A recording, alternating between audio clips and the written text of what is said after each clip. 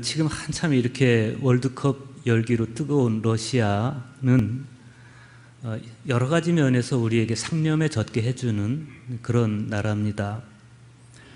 월드컵이 열리는 도시 가운데 하나인 예카테린부르크라고 하는 도시는 1917년 레닌이 이끄는 볼셰비키 혁명군에 의해서 폐위된 제정 러시아의 마지막 황제 니콜라이 2세가 가족들과 같이 끌려가서 처형된 그런 곳입니다.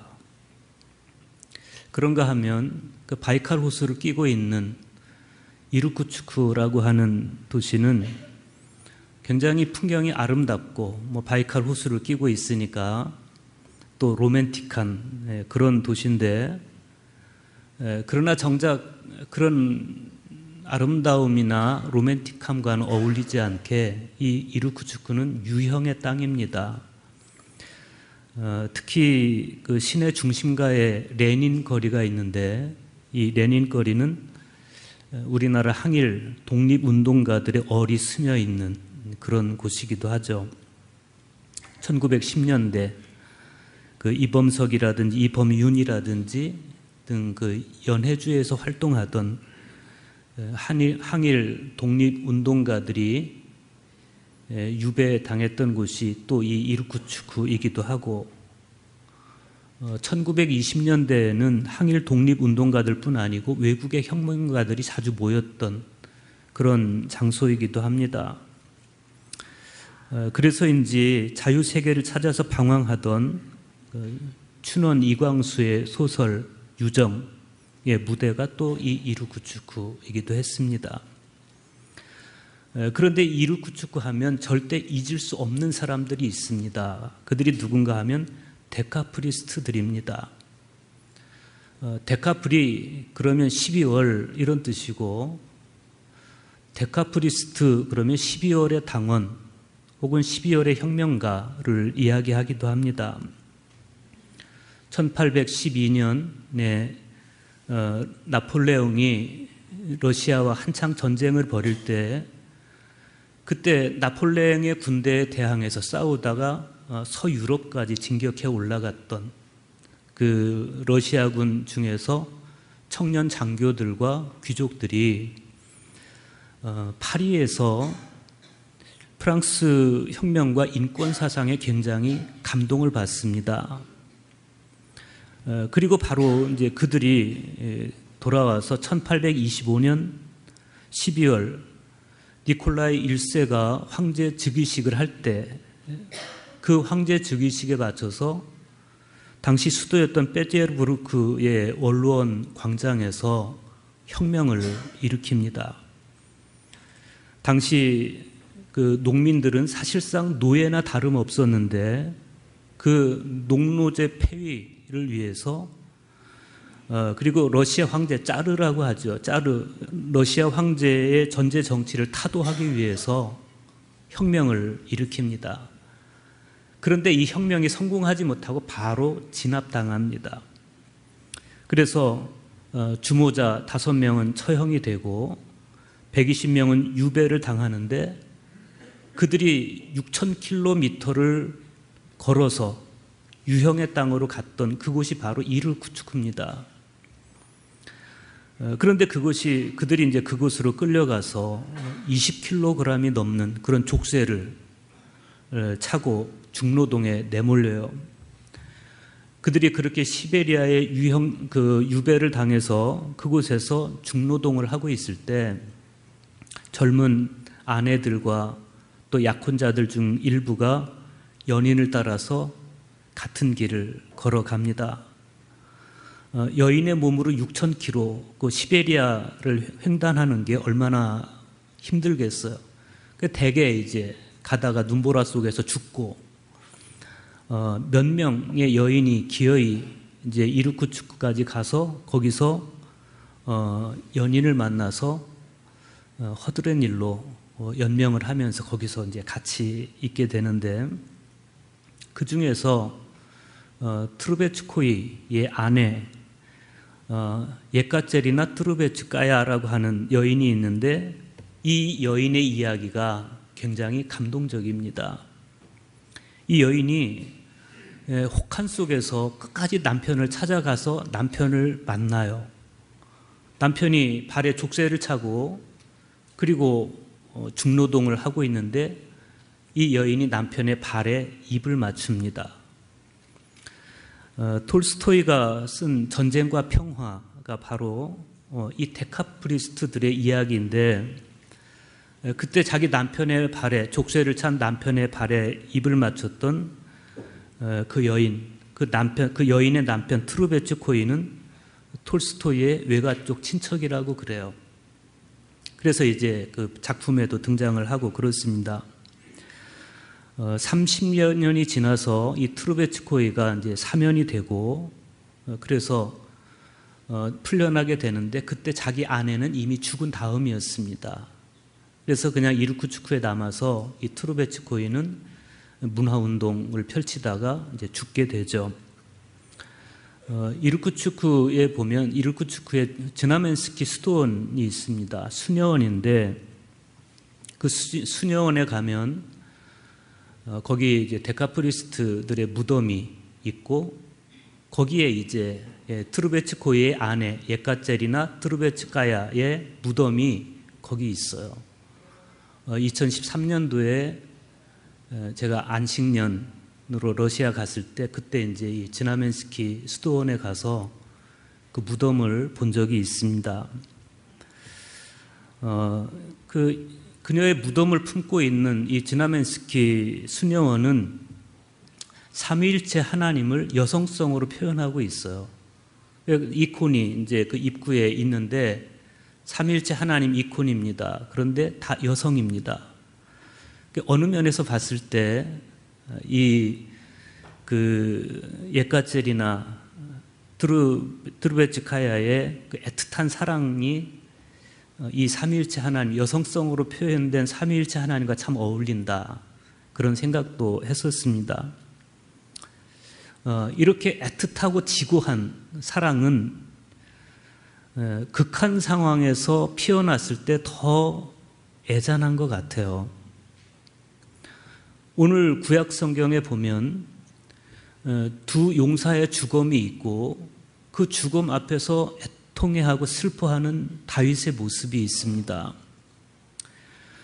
사울 왕과 요나단이 길보아 전투에서 전사하고 그 후에 다윗이 이 두 용사의 죽음을 애통해하면서 조가를 지어 부르는 것이 오늘 구약 성경의 말씀입니다. 사무엘하 1장 17절에 보면 다윗이 이 슬픈 노래로 사울과 그의 아들 요나단을 조상하고 그랬습니다. 다윗이 슬픈 노래를 불렀다. 이 슬픈 노래가 히브리어로 키나라고 하는데, 다윗이 아브넬의 죽음 앞에서 불렀던 애가, 또 에레미야가 요시야의 죽음 앞에서 불렀던 애가가 다 이 키나, 슬픈 노래에 해당합니다. 오늘 구약의 말씀은 이 키나의 한 부분이에요. 사무엘하 1장 21절 상반절 보십시오. 길보아 산들아 너희 위에 이슬과 비가 내리지 아니하며 재물 낼 밭도 없을지어다. 여기서 다윗이 길보아 산까지도 사울과 요나단의 죽음 앞에서 함께 애통할 것을 요청하고 있습니다. 재물 낼 밭도 없을지어다. 그의 이 말은 네가 메말라서 박토가 됨으로써 사울 왕과 요나단의 죽음을 좀 애통해다오, 이런 당부입니다. 그러니까 자연까지도 이 슬픔에 동참하기를 바라는 이 다윗의 애도를 보면서 사실 우리는 한편으로는 참 공감이 가지만 한편으로는 공감하기 어려운 측면도 있습니다. 자신의 친구인 요나단의 죽음 앞에서의 이 다윗의 슬픔은 굉장히 공감이 가죠. 그러나 끈질기고 집요하게 자기의 목숨을 노리고 끝까지 죽이려고 했던 사울 왕의 죽음마저도 슬퍼하고 애도하는 이 다윗의 마음은 사실은 이해하고 공감하기가 참 쉽지가 않습니다.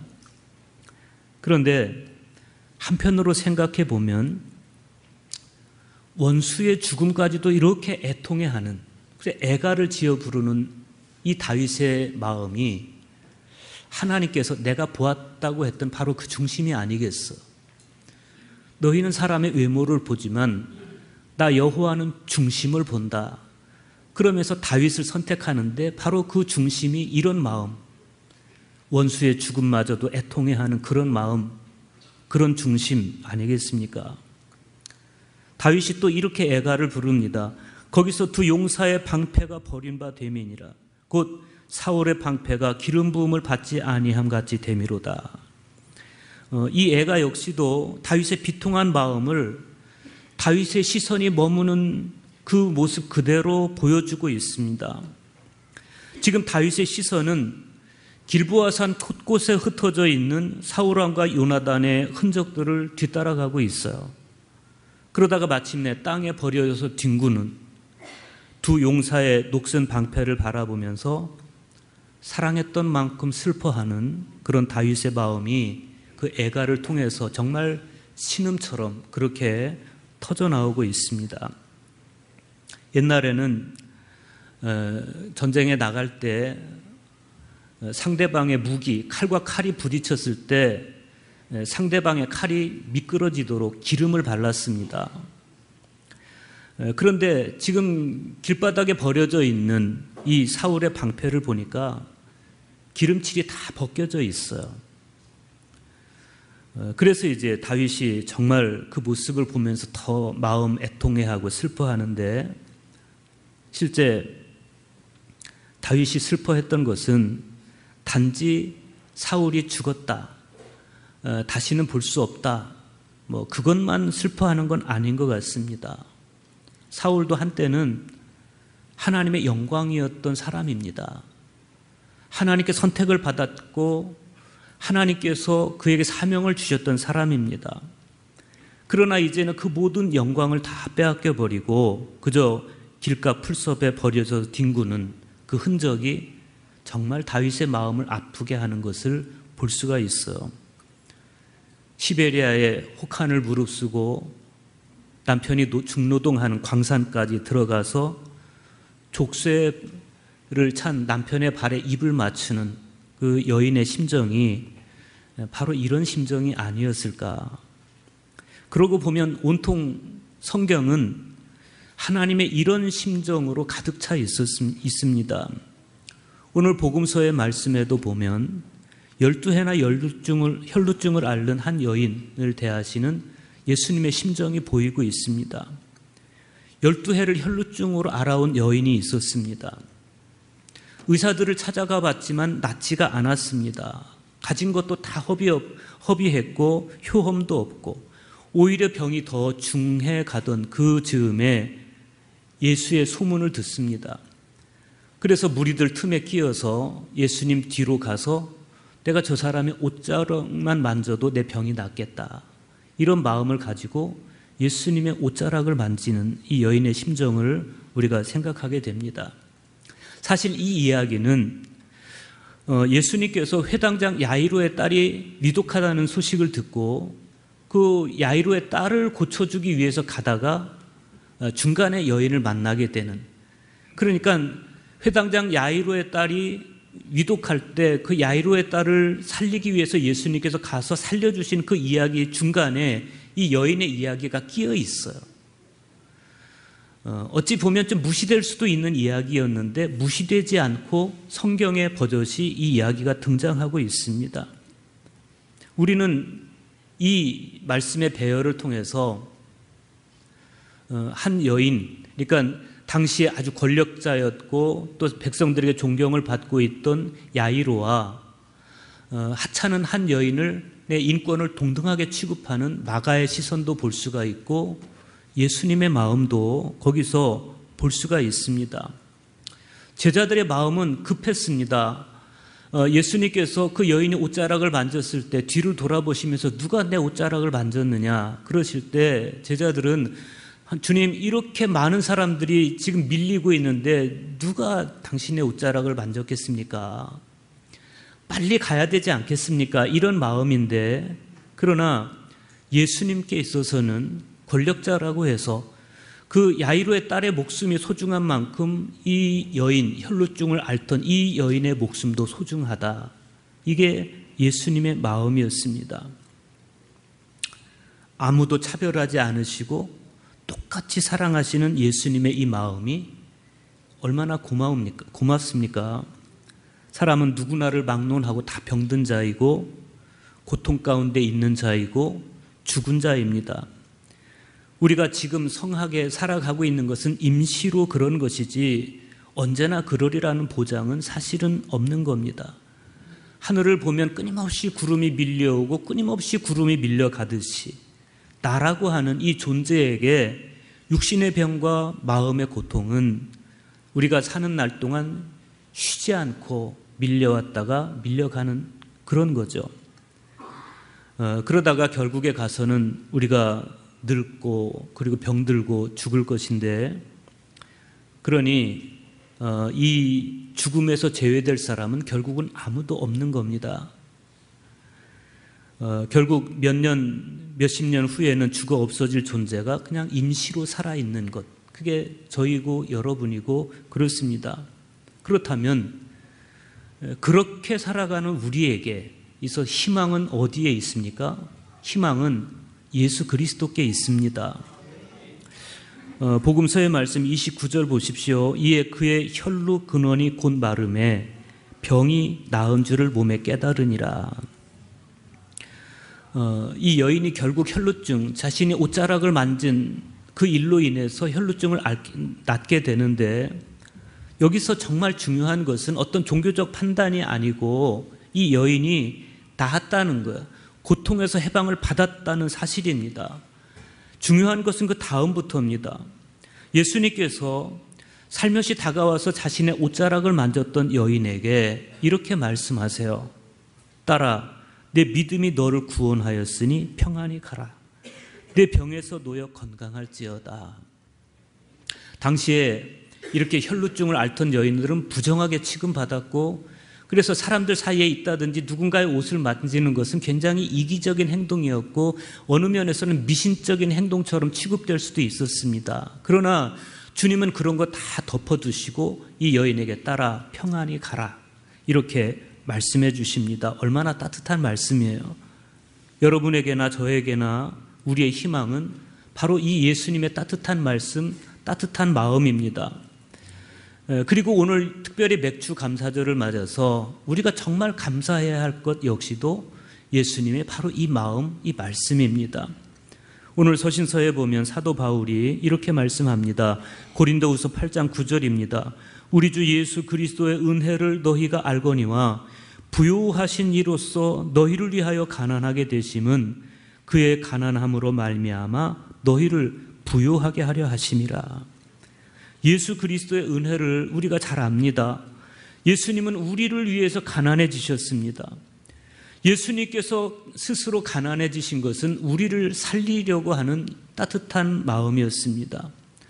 하나님의 형상을 상실한 채 차디찬 죄악과 사망의 벌판에 유배되어서 천형의 사슬에 매여 살던 우리를 예수님께서는 찾아오셨고, 그렇게 거칠고 터진 발에 입을 맞춰 주셨고, 그 사랑으로 주님은 우리를 살리셨습니다.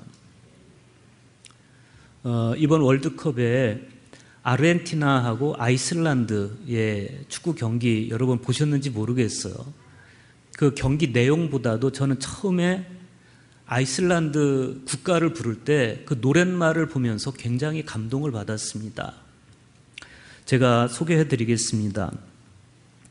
우리 조국의 하나님이여, 우리 조국의 하나님이여, 우리는 주의 거룩하고 거룩하신 이름을 찬양하나이다. 하늘의 태양계들로 짜인 주의 왕관은 주의 천군 시대가 만든 것이니이다. 주께는 하루가 1000년 같나니 1000년은 그저 하루에 지나지 않나이다. 영혼의 꽃은 떨리는 눈물을 머금고 주를 찬양하며 죽어가나이다. 아이슬란드의 1000년이여 아이슬란드의 1000년이여 영혼의 꽃은 떨리는 눈물을 머금고 주를 찬양하며 죽어가나이다. 타오르고 타오르는 영혼을 바치오며 아버지 하나님 모든 세대의 주님께 지극히 경건한 기도를 올려드리나이다.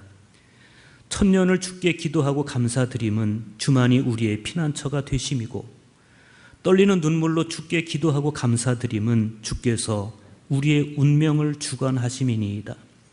아이슬란드의 1000년이여 아이슬란드의 1000년이여 우리의 어둡고 추운 아침 우리가 흘린 눈물은 떠오르는 태양과 함께 따뜻해지나이다. 우리 조국의 하나님이여 우리 조국의 하나님이여 우리는 흔들리는 지푸라기와 같으니 주께서 우리의 빛과 생명이 되셔서 흙먼지로부터 들어 올리지 않으신다면 사라지리이다. 오, 매 아침에 행복이 되사 환난의 시간에서 이끌어 주소서. 악몽의 때에는 천국과 같은 피난처 우리의 보호자 되사 우리가 가는 길의 주인이 되어 주소서. 아이슬란드의 1000년이여 아이슬란드의 1000년이여 우리나라는 마른 눈물과 함께 자라나며 주의 길을 따라 나아가리이다. 이게 한 나라의 국가예요.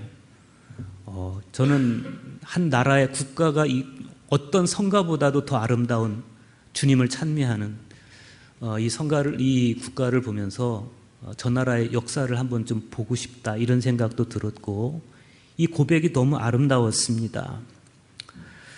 길가 풀숲에 뒹구는 녹슨 방패처럼 12해를 혈루증으로 앓던 여인처럼 버려진 존재인 우리였는데 그냥 버리지 않으시고 천년을 하루같이 오직 우리만 사랑하시면서 당신의 모든 걸 버리심으로 우리를 부욕해 하신 그 주님께 우리도 이런 고백과 이런 감사를 드릴 수 있었으면 좋겠습니다. 천년을 주께 기도하고 감사드림은 주만이 우리의 피난처가 되심이고 떨리는 눈물로 주께 기도하고 감사드림은 주께서 우리의 운명을 주관하심이니이다. 우리의 어둡고 추운 아침 우리가 흘린 눈물은 떠오르는 태양과 함께 따뜻해지나이다. 우리나라는 마른 눈물과 함께 자라나며 주의 길을 따라 가리이다. 특별히 오늘 우리가 성찬을 함께 나누는데 이 성찬을 유카리스트, 감사라고 합니다. 감사. 성찬을 참여하는 우리 마음에 진정한 우리를 위해서 가난해지신 그러므로 우리를 부욕해 하신 주님을 향한 감사가 넘쳐나고 그래서 주님을 향한 찬미가 끊임없이 이어지는 그러한 저와 여러분 될 수 있기를 주님의 이름으로 축원합니다.